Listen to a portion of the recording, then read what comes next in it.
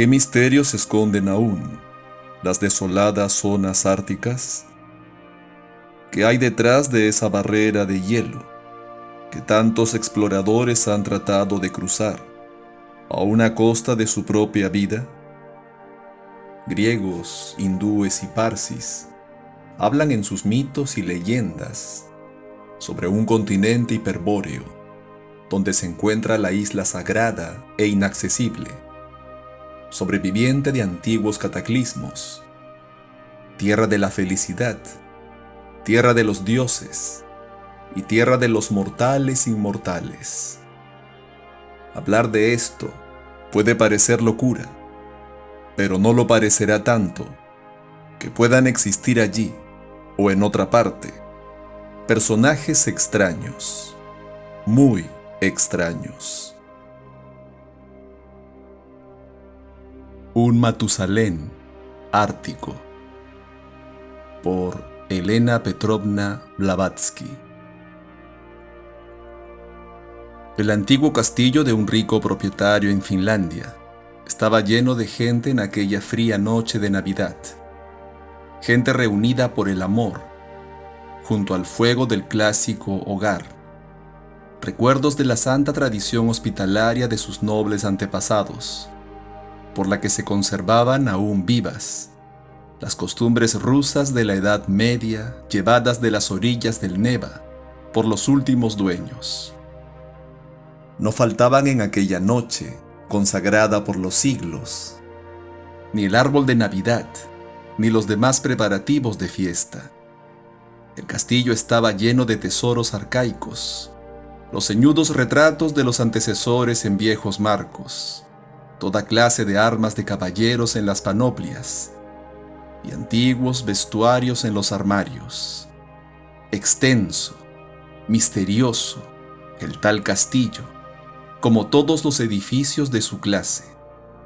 No faltaban tampoco antiguos torreones desiertos, baluartes almenados, góticos ventanales, sus sótanos oscuros e interminables, no visitados desde hacía quizá docenas de generaciones, y enlazados con cuevas y escapes subterráneos, donde más de un preso había quizá padecido las torturas de alguna vieja venganza, para retornar su espectro, después de muerto, a pedir justicia contra los vivos.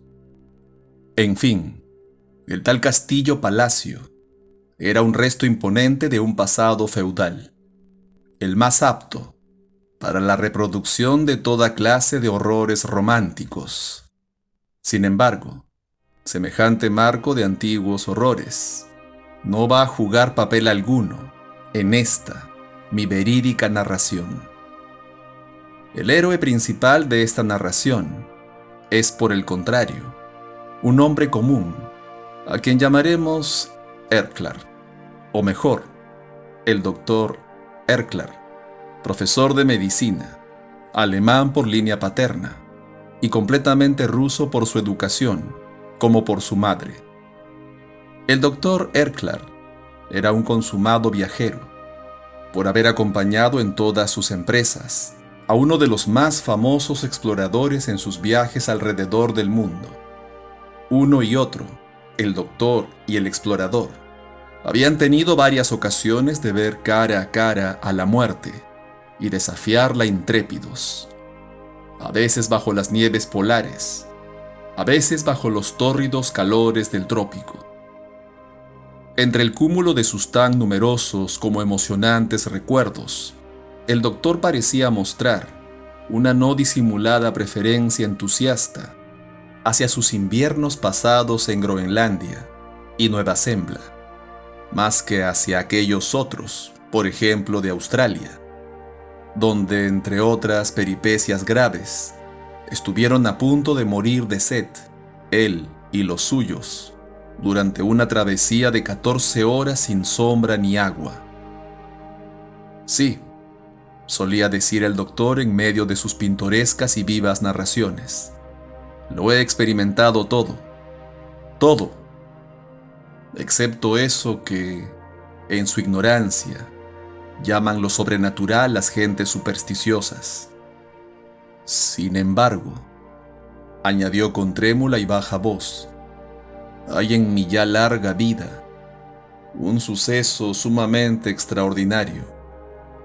He tropezado una vez con un extraño hombre, rodeado de circunstancias completamente inexplicables, capaces de confundir al más escéptico. Todos los circunstantes sintieron al oír aquello el aletazo de la curiosidad, una curiosidad terrorífica, bien adecuada al momento aquel en que el viento silbaba con estrépito y caía la nieve en abundancia, haciendo más inestimable el beneficio de las comodidades de cuantos le escuchaban al doctor en torno de la hoguera. El sabio continuó de esta manera. En el año de 1878, nos fue forzoso invernar en la costa noroeste de Spitzberg, en nuestra exploración del fugaz verano anterior hacia el polo. Como de costumbre, el propósito de abrirnos un camino hacia el polo ártico fracasó por causa de los icebergs, y tras inútiles esfuerzos tuvimos que rendirnos a la dura fatalidad. De allí a pocos días, la terrible noche polar tendió sobre nosotros su manto cruel, y nuestras naves quedaron aprisionadas por los hielos en el Golfo del Mussel, donde habíamos de pasar ociosos y separados de todo trato humano durante 8 largos meses del invierno polar. Sentí que mi fuerte voluntad me flaqueaba ante tan negra perspectiva, y más aún en cierta espantosa noche de tempestad, en que los torbellinos de ventisca destruyeron nuestros depósitos de provisiones, entre ellas 14 ciervos, con cuya carne contábamos como arma contra la vida ártica que exige, como todos saben, un aumento considerable en la cantidad y la calidad de los alimentos. Nos resignamos, no obstante, lo mejor que pudimos por nuestra pérdida cruel, y hasta llegamos a acostumbrarnos al más nutritivo alimento del país, consistente en la carne de foca y en su grasa. Para prevenirnos contra los rigores del invierno, los hombres de nuestra tripulación habían construido con los restos salvados del anterior desastre una casita bastante aceptable y dividida en 2 departamentos, uno para mí y los otros 3 jefes, y el segundo para ellos.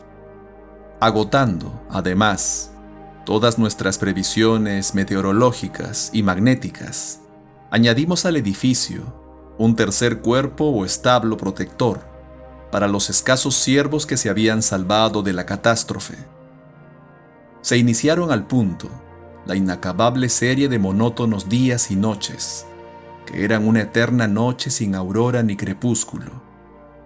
Como, además, nos habíamos trazado el plan de que 2 de nuestros barcos regresasen en septiembre, antes de que los cortasen la retirada a los hielos, y este plan se había frustrado por haberse anticipado la estación.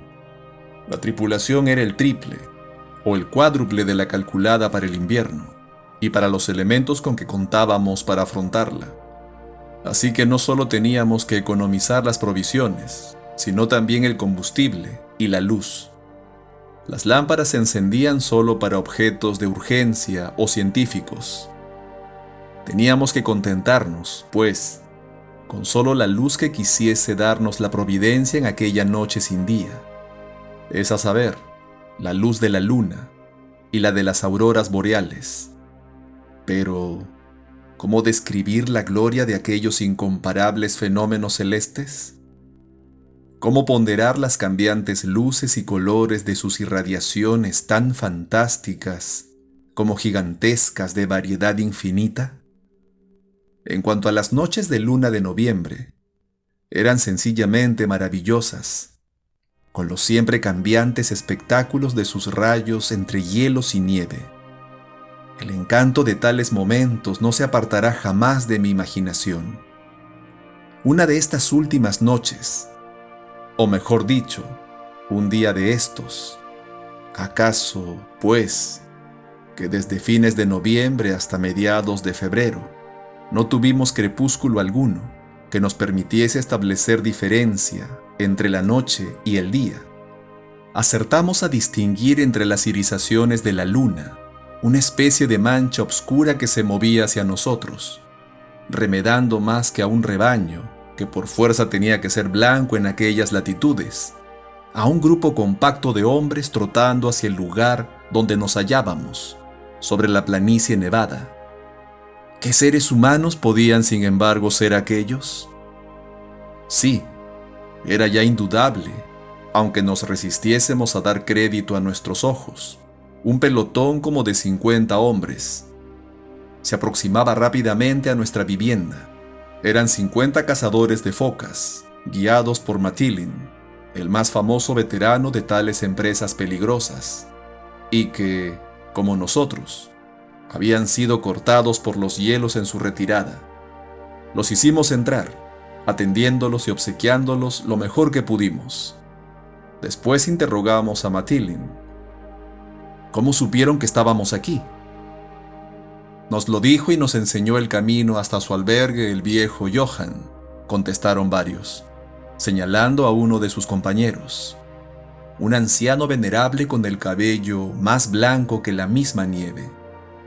Verdaderamente que es asombroso el que un anciano como este se dedique aún a cazar focas en compañía de hombres jóvenes como ustedes, en lugar de aguardar en el rincón de su hogar al amor de la lumbre, la llegada del último de sus días. Además, ¿cómo acertó a saber nuestra presencia en la solitaria región del Oso Blanco? Dijimos todos. Tanto el buen Matilin como los demás de su grupo sonrieron compasivos ante nuestra ignorancia. Según ellos, nos aseguraron, el viejo Johann lo sabía todo, añadiendo, muy novatos deben de ser en estas tierras polares, cuando ignoran la existencia de este prodigioso Johann, y ahora tanto se asombran de su presencia, dijo otro. Vengo cazando focas en estos mares desde hace 45 años, día tras día, añadió el primero, y siempre le he conocido igual al buen Johann, a quien todos veneramos con su cabellera blanca y su aspecto majestuoso. Es más, recuerdo perfectamente que cuando yo era niño y acostumbraba a salir a la mar con mi padre, este y mi abuelo me contaban lo mismo punto por punto respecto de Johann, añadiendo que igual contaron a mi abuelo, su padre y el padre de sus padres. Todos le habían conocido igualmente anciano e imponente, de grandeza, con sus ojos de fuego y su cabellera toda nieve. Según tal cuenta, el buen viejo tiene ya más de 200 años, opuse festivo e incrédulo. Para sacarme de mi escepticismo, varios marineros rodearon al patriarca de la barba y cabellera blanca, importunándole. Abuelo querido, ¿tendría la bondad de decirnos su verdadera edad? Realmente, hijos míos, yo mismo no lo sé, replicó con la más angelical de las sonrisas. Nunca conté mis años, y vivo así el tiempo que Dios me ha decretado en su sabiduría indescifrable. Pero, ¿cómo supiste que invernábamos aquí?, le interrogué a mi vez. Él me guió, repuso simplemente. Solo sabía lo que sabía. No me atreví a indagar más. Terminó el doctor, coronando su narración con estas palabras, dichas en voz muy baja y hablando ya consigo mismo. Inexplicable. Absolutamente inexplicable. ¿Será cierto que existió, o aún existe, aquel continente hiperbóreo y aquella isla sagrada? Muchas tradiciones nos dicen que así es, y no solo eso, sino que aún hoy existen personajes extraños, muy extraños, como el pluricentenario Johann, de la historia que acabamos de escuchar.